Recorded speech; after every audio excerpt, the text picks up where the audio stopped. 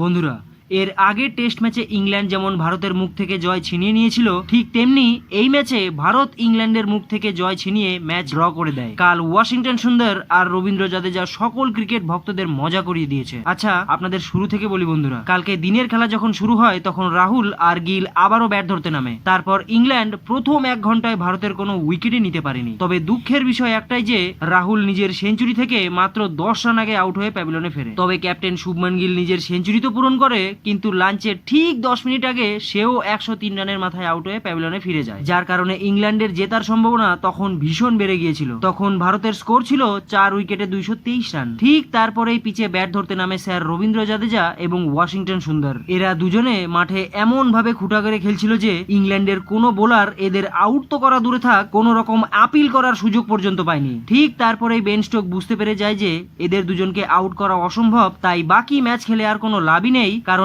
এই ম্যাচ শেষে গিয়ে ড্র হয়েই যাবে। তাই ড্রিঙ্কস ব্রেকের সময় বেন স্টোক সিদ্ধান্ত নেয় যে আর ম্যাচ না খেলে হাত মিলিয়ে ম্যাচ ড্র করে প্যাভিলিয়নে ফিরে যাওয়া উচিত। কিন্তু যখন বেন স্টোক রবীন্দ্র জাদেজার সাথে হাত মেলাতে যায় তখন জাদেজা হাত মেলাতে মানা করে দেয়। ঠিক তারপরে বেন স্টোক ভীষণ ক্ষেপে যায় যে ভারত কেন ম্যাচ ড্র করছে না। বেন স্টোক আরো বেশি তখন ক্ষেপে যায় যখন জাদেজা আর ওয়াশিংটন সুন্দর শেষ পর্যন্ত খেলে নিজেদের সেঞ্চুরি পূরণ করে ফেলে এবং শেষে গিয়ে ম্যাচ ড্র হয়েই যায়।